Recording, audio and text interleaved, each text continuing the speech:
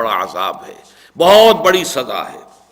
یوم تبیض وجوہ وتسود وجوہ، اب یہ قیامت کا نقشہ کھینچا جا رہا ہے۔ وہ دن، تصور کرو اس دن کا کہ جس دن بہت سے چہرے روشن ہوں گے، تر و تازہ ہوں گے، روشن ہوں گے، اس پر حشاشت اور بشاشت کے آثار ہوں گے۔ وتسود وجوہ، بہت سے چہرے جو ہیں ان پر تاریکی چھائی ہوئی ہوگی۔ فَأَمَّا الَّذِينَ اسْوَدَّتْ وُجُوهُهُمْ، تو وہ لوگ جن کے چہروں کے اوپر کالک ملی ہوگی، جن کے اوپر سیاہی اور تاریکی چھائی ہوئی ہوگی، اکفرتم بعد ایمانکم، ان سے کہا جائے گا کیا تم نے کفر کیا تھا ایمان لانے کے بعد؟ اب اس میں دونوں باتیں آ جائیں گی۔ وہ تورات پر ایمان لائے اور پھر تورات میں تفرقہ ڈالا، اور محمد رسول اللہ پر بھی ان کے دل ایمان لے آئے اور پھر انہوں نے انکار کیا۔ اکفرتم بعد ایمانکم، تمہارے دلوں نے گواہی دی کہ محمد اللہ کے رسول ہیں، قرآن اللہ کا کلام ہے، لیکن تم اپنی سیادت، اپنی چودراہٹ، اپنی مسندیں، اپنی حیثیت، اپنی وجاہت جو تمہیں حاصل ہے اس کو ہاتھ سے دینے کے لیے تیار نہیں تھے، اس لیے اس ایمان کے بعد تم نے کفر کیا ہے۔ تمہارے دلوں نے گواہی دے دی، حق کو تسلیم کر لیا، حق کو پہچان لیا، لیکن پھر تمہاری زبانوں نے انکار کیا۔ اکفرتم بعد ایمانکم فذوقوا العذاب بما کنتم تکفرون، تو اب چکھو مزہ عذاب کا اپنے اس کفر، اپنے کفران کی وجہ سے۔ اب دیکھیے کفر کے لفظی معنی کیا ہے؟ چھپا دینا، دبا دینا۔ یہ شکر کے مقابلے کا لفظ ہے۔ شکر کیا ہے کہ اگر آپ کے ساتھ کسی نے کوئی اچھا کام کیا ہے، آپ کی خدمت کی ہے، آپ کا احسان کیا ہے، تو آپ کے قلب کی گہرائیوں سے ایک جذبات، ایک خاص قسم کا جذبہ تشکر جسے آپ کہتے ہیں، جذبات امتنان، وہ آپ کے قلب کی گہرائی سے ابھرتے ہیں۔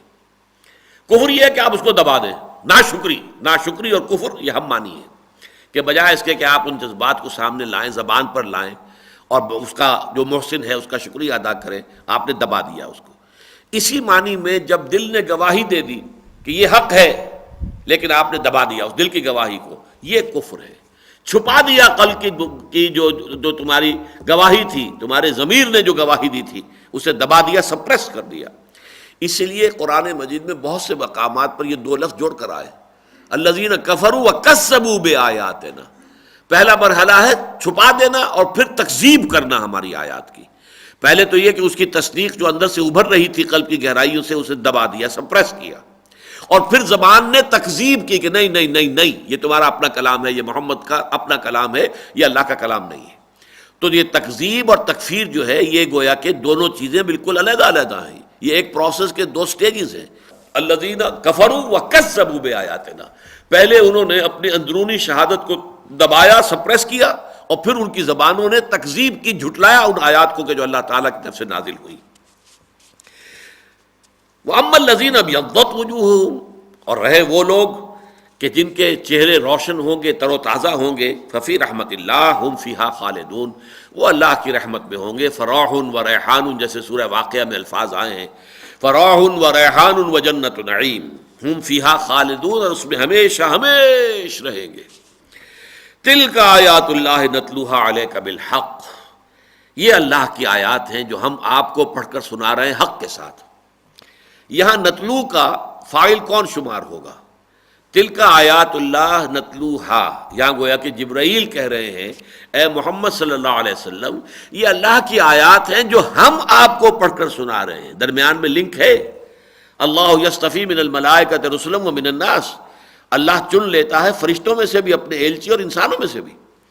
تلک آیات اللہ نتلوہا علیک بالحق، یہ اللہ کی آیات ہیں جو ہم پڑھ کر سنا رہے ہیں، اور یہ کہ بالواسطہ اگر آپ لیں گے تو اللہ پر بھی آ سکتا ہے، یہ ہم سنا رہے ہیں، اللہ سنا رہے ہیں، اس لیے کہ جبریل کا سنانا جو ہے وہ در حقیقت اللہ ہی کا سنانا ہے۔ وَمَا اللَّهُ يُرِيدُ ظُلْمًا لِلْعَالَمِينَ، اور اللہ تعالیٰ جو ہے جہان والوں کے لیے کوئی ظلم کا ارادہ نہیں رکھتا، کسی پر ظلم، کسی کی حق تلفی، کسی پر خام خواہ بلا سبب کوئی تشدد کرنا، معاذ اللہ ثم معاذ اللہ، اسے ہم کہیں گے کہ اللہ سیڈسٹ نہیں ہے۔ ما یفعل اللہ بعذابکم ان شکرتم ان آمنتم ان شکرتم وآمنتم، اللہ تمہیں عذاب دے کر کیا لے گا؟ اللہ کو کیا لینا ہے تمہیں عذاب دے کر اگر تم ایمان اور شکر کی روش اختیار کرو؟ لیکن یہ تو تمہارے اعمال ہیں، تمہارے اپنے کرتوت ہیں جو اللہ تعالیٰ تمہارے سامنے رکھ دے گا۔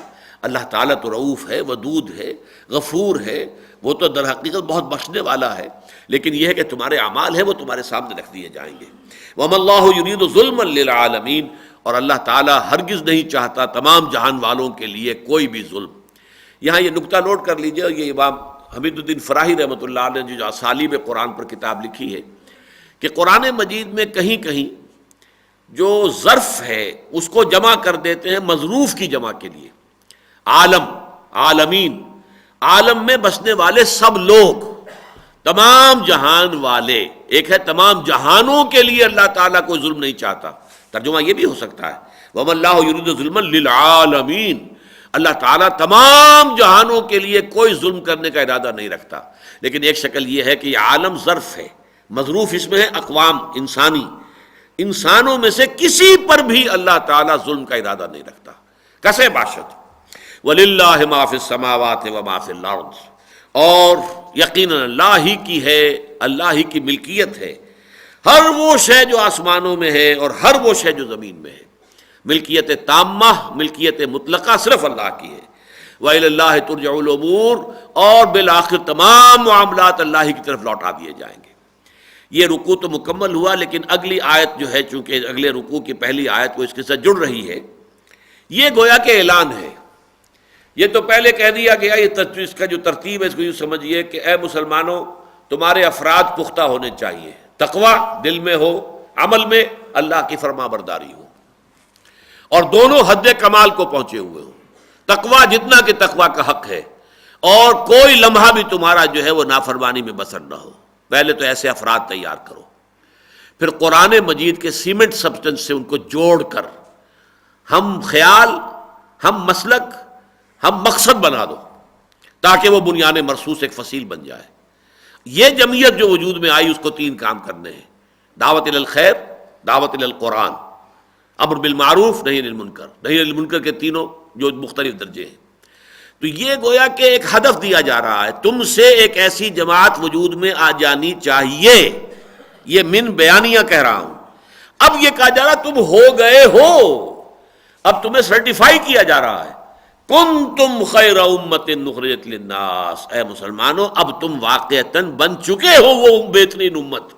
جو مقصد تھا سامنے رکھا گیا تھا، اس مقصد کی تکمیل ہو گئی ہے، تم اس مقصد کو پورا کرنے والا گروہ بن کر سامنے آ گئے ہو۔ یہ سرٹیفکیٹ ہے جو اللہ تعالیٰ کی طرف سے دیا جا رہا ہے۔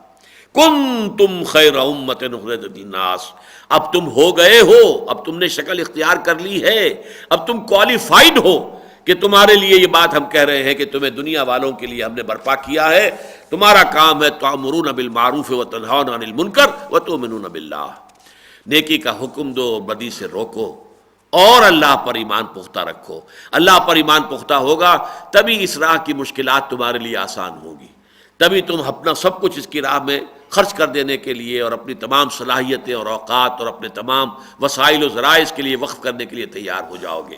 آخری دار و مدار تو ایمان پر ہے، جتنا گہرا ایمان ہوگا اتنا ہی در حقیقت تمہارے اندر اس کام کے لیے ارادہ بھی ہوگا اور پختگی بھی ہوگی، استقامت بھی ہوگی، صبر بھی ہوگا، اور اس کے اوپر تم پوری طریقے سے کاربند رہ سکو گے۔